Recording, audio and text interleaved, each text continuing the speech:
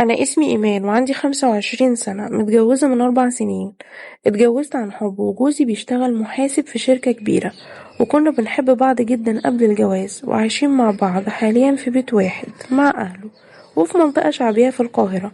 ومعايا منه طفلة واحدة، لأني كنت بفكر انفصل عنه، والسبب في كده هو جوزي.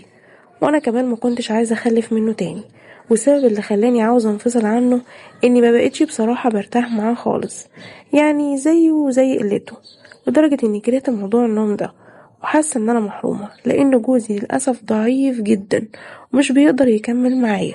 وبصراحه هو معذور، هو كان بيعمل اللي يقدر عليه، بس هو للاسف طاقته كده، لدرجة انه كان بياخد حاجات ووصفات من زمايله بيقولوله عليها، لانه يعني بيعاني، بس للأسف ما كانتش بتجيب معاه اي نتيجة. انا كنت عذراه طبعا وعارفة ان دي حاجات مش بايده، بس انا دايما يعني لسه صغيرة، واحدة عندي 24 سنة داخلة في ال25 يعني، ومش مستمتعة بحياتي ولا بنفسي. ذنبي ايه؟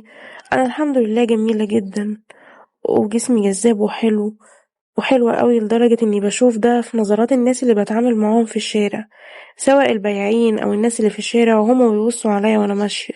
ده غير اللي كان بيتقالي في الشارع. كل ده وانا مستحملة مع جوزي 4 سنين، بس فعلا خلاص ما بقيتش قادرة اعمل اكتفاء لنفسي. بقيت ادخل على النت واتفرج على افلام اول ما جوزي ينزل الشغل، وبقيت متمنى ان اكون واحدة من الموجودين في الفيلم. نفسي مرة أعيش الإحساس ده ولو مرة واحدة في حياتي. وفي يوم صرحت لجوزي كده وقلت له خلاص، أنا بصراحة ما بقيتش قادرة ومش مرتاحة، ومش قادرة استحمل الوضع اللي أنا فيه ده. لقيته سكت كده وقال لي طيب اديني فرصة وأنا هحل الموضوع ده، بس يا ريت بلاش طلاق علشان خاطري وعلشان خاطر بنتنا. قلت له أنا بصراحة اديتك فرص كتير، بس فعلا خلاص أنا جبت آخري. وعموما يا سيدي ما تخافش، مش هقول لحد من أهلي على سبب الطلاق. راح قايل لا لا، وانا كمان ما اقدرش استغنى عنك، اديني انتي بس فرصة. قلت له ماشي. ساعتها كنا في نص الشهر، اللي هو شهر 12 يعني. المهم يوم الخميس اللي قبل رأس السنة قال لي ده في واحد صاحبي ومراته هيجوا عندنا علشان انا عازمهم. قلت له انت اصلا مش متعود انك تعزم حد من صحابك.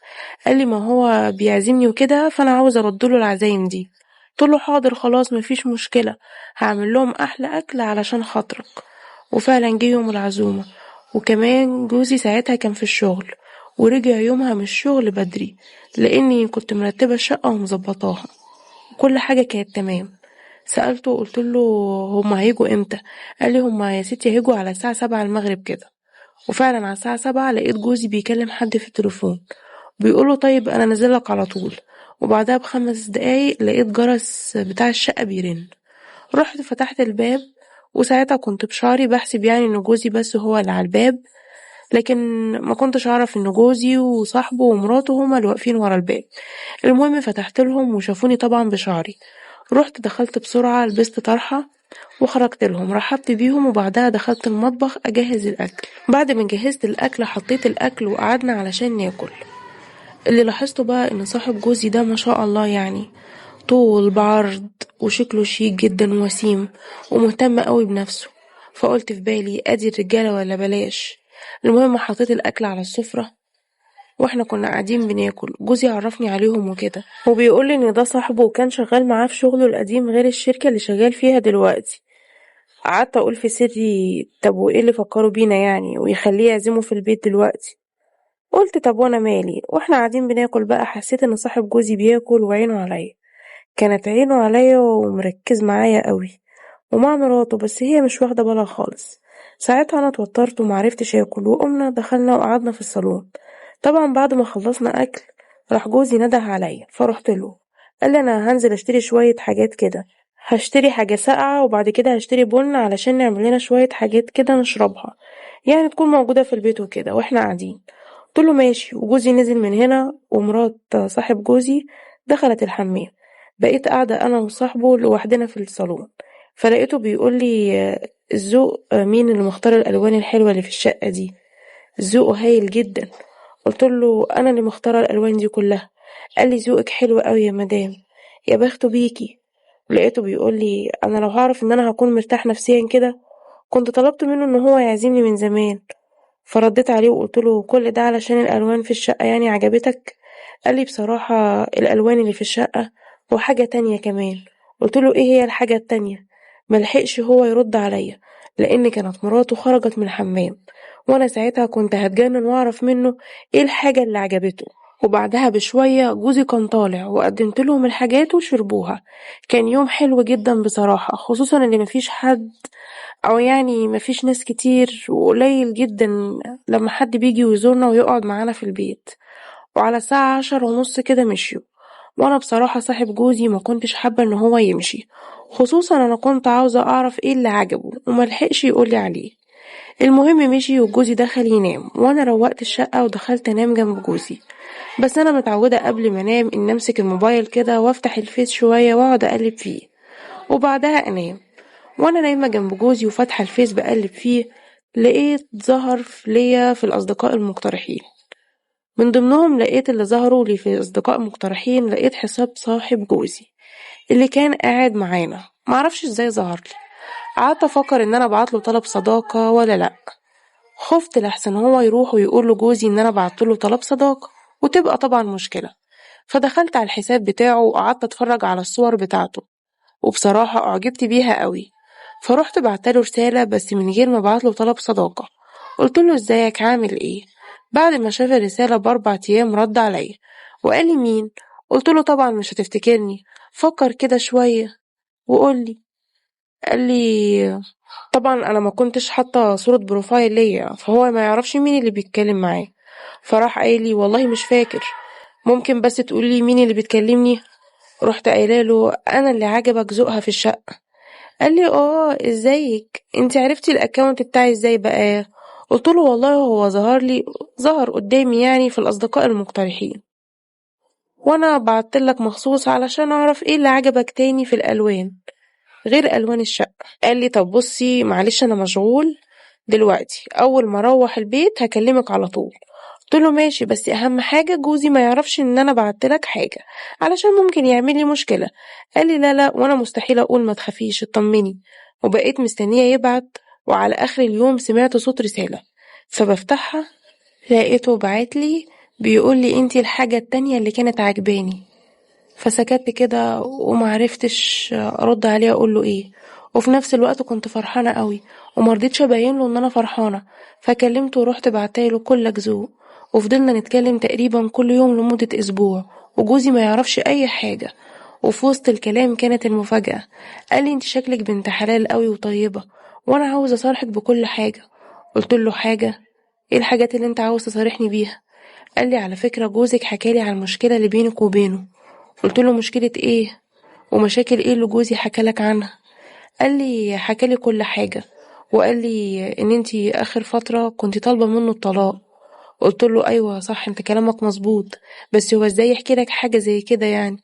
انت المفروض غريب عنه. قال لي على فكرة كمان هو السبب في اننا قريبين جدا من بعض دلوقتي. قلت له يعني ايه؟ يعني ايه الكلام ده؟ بصراحة ما كنتش فاهمة حاجة ساعتها. قال لي بصراحة جوزك طلب مني حاجة كده يعني ما ينفعش ان اقولها لك، بس لقيتك لما دخلت بيتك كده ما تستاهلوش، لقيتك بنت حلال وطيبة. قلت له طيب جوزي طلب منك ايه؟ مرضيش يقولي، وقال لي باختصار علشان ما ادخلش في تفاصيل اكتر، جوزك ده مش راجل، وانه مش حابب يوضح اكتر من كده. وقال لي المهم دلوقتي ان انا اتعرفت عليكي، وانا عايزه اقولك انك شاغله كل تفكيري. قلت له طيب ومراتك اللي جت معاك دي وقعدنا وقعدت معانا؟ قال لي بصي دي اصلا مش مراتي. قلت له ايه اللي انت بتقوله ده؟ قال لي على فكرة والله ما مراتي، اللي جت معايا عندكم دي مش مراتي، ومرضتش يعني ان انا اقول لكم كده او اقول لك انها مش مراتي. وقعد يحلف ان هي مش مراته، وقال لي دي كانت واحدة زميلتنا وكانت جاية تقضي معانا يومها عادي، بس كده علشان يعني ان انتي تصدقي ان هي مراتي وكده. وقال لي عموما ما تشغليش بالك، بس هي مش مراتي وانا اصلا مش متجوز. قلت له خلاص ماشي تمام. ومن ساعتها وهو كبر في نظري قوي بعد ما صارحني بالموضوع، وجوزي نزل من نظري جامد لدرجة اني اصلا خلاص فعلا ما بقتش شايفاه ولا عامله له اي حساب في اي حاجة. وفضلنا نتكلم انا وصاحب جوزي مكالمات كل يوم لمدة 3 شهور، وجوزي ما يعرفش ان في بينا اي حاجة، لدرجة ان انا وهو يعني بقينا بنحب بعض جدا. وانا اتعلقت بيه قوي وبقيت اتمناه وبقيت اتمنى ان هو يكون جوزي. حسيت انه مالي عينيا قوي، فلقيته بيقول لي انا شكلي كده هوافق على اللي جوزك كان طالبه مني قبل كده. قلت له هو ايه اللي كان طالبه منك جوزي؟ قال لي اننا نكون سوا يعني مع بعض. قلت له هو يعني اللي طلب منك كده؟ قال لي اه والله طلب، بس انا رفضت، بس بصراحة انا حبيتك ونفسي فعلا اكون معاكي، وقال انا عاوزك تعملي اللي هقولك عليه بالظبط. قلت له هعمل ايه؟ قال لي عاوزك الكام يوم الجايين دول تفضلي تشتكي منه وتقولي له انك مش مرتاحة معاه وانك عايزة تطلقي، وانا من الناحية التانية هقول له ان انا موافق اجي عندكم واكون مع مراتك واشوفه هيقول لي ايه. قلت له ماشي، وفعلا بقيت اتلكك على اي مشكلة جوزي يعملها وطلبت منه الطلاق، وكنت هددته ان خلاص هسيب البيت بعدها. وبعدها بيوم لقيت صاحب جوزي بعت لي رسالة وبيقول لي انه خلاص اتفق معايا ان هو هيجيلي في يوم. وبعد 3 ايام بالظبط لقيت جوزي بيقول لي صاحبي اللي احنا كنا عازمينه قبل كده هيجي عندنا بكرة. انا عملت نفسي يعني مستغربة وقلت له طب هو هيجي يعمل ايه؟ قال لي علشان هو بيفهم في الدش وكده وبيفهم في القنوات الرياضية، وانا عاوز ان هو ينزل لنا كام قناة كده. فقلت له خلاص ماشي مفيش مشكلة. طبعا انا فهمت اللي فيها ان هو جايبه ليا يعني وكده. وجه يوم الخميس اللي هو هيجي فيه، وجوزي فاكر ان انا معرفش حاجة، بس هو طلع مغفل في الاخر.